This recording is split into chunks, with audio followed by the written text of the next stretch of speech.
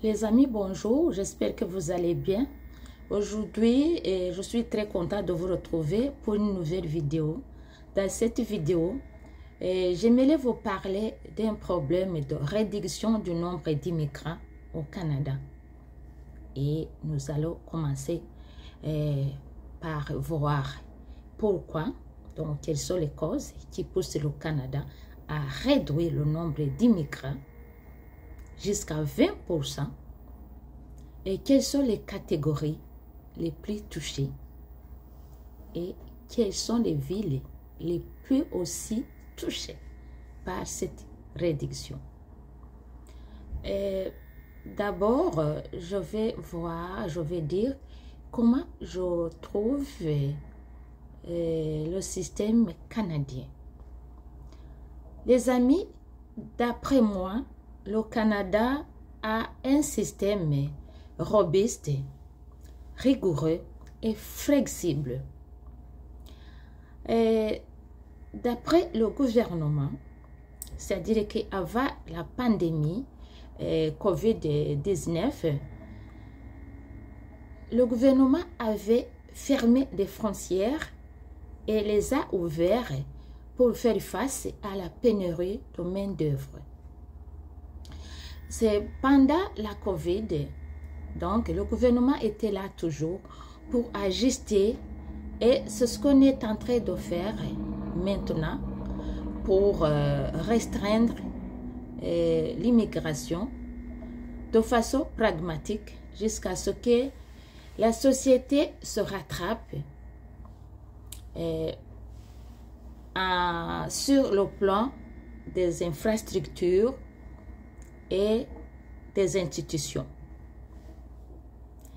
Et le gouvernement nous dit qu'il s'agit des mesures temporelles afin d'offrir au gouvernement le temps de réaliser des investissements nécessaires dans le domaine de soins de santé, dans le logement, dans les services sociaux. Et aussi, ça va permettre au gouvernement pour accueillir davantage de personnes à l'avenir.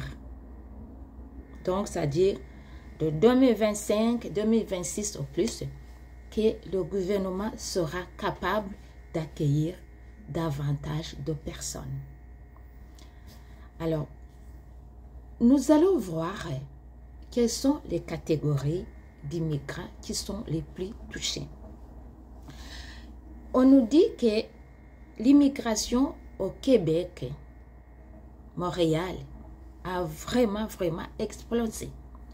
On dit que le nombre a monté de 3 000 à 6 000. Et le gouvernement a pris des mesures de réduire de 6 000 à 2 000. C'est vraiment, c'est quelque chose. Voilà. Donc, ça dit qu'il y a beaucoup de personnes, beaucoup d'immigrants qui seront touchés par ce système, donc cette réduction. Voilà.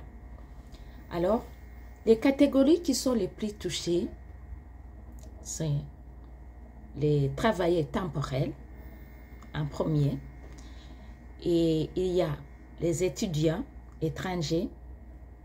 Il y a aussi les demandeurs d'asile. Alors, si on commence par les travailleurs temporels, le gouvernement dit que beaucoup de personnes, on a recruté beaucoup de personnes pour le retour, mais la majorité n'ont pas retourné, et ça gonfle le nombre d'immigrants. Et on a changé la façon de recruter. Alors, c'est-à-dire que des mesures de recrutement ont changé. Donc, les conditions ont changé. C'est pas que le gouvernement ne va pas encore recruter les travailleurs temporels, mais, voyez, les conditions sont vraiment devenues serrées. Donc, voilà. On a modifié les conditions d'admission, de recrutement. Donc, si on recrutait 100 personnes, on va recruter maintenant 20 personnes. Voilà réduction. Alors, il y a aussi le nombre des étudiants étrangers. En fait, le Canada ne va pas fermer les écoles ou bien les portes des classes. Mais non. C'est-à-dire que le Canada n'a pas dit qu'il va arrêter le recrutement des étudiants étrangers. Mais non, mais a changé aussi les conditions de recrutement, donc d'admission. Il y a les frais, il y a les critères qui ont changé. Voilà. Donc, si on recrutait 100 étudiants étrangers, on va diminuer aussi peut-être à 20 étudiants parce que les mesures sont vraiment rigoureuses. Et tout ça, ça va affecter des étudiants qui avaient un projet de venir étudier au Canada, de suspendre leur projet à cause des conditions qu'on a déjà mises en place. Voilà. Mais toujours, il y a un petit nombre qui seront recrutés. Il y a aussi le nombre de demandeurs d'asile. Si le Canada recevait, toujours j'ai pris un exemple de 100 personnes demandeurs d'asile, il y a les conditions aussi pour étudier les dossiers. Voilà. Ça sera vraiment encore très serré.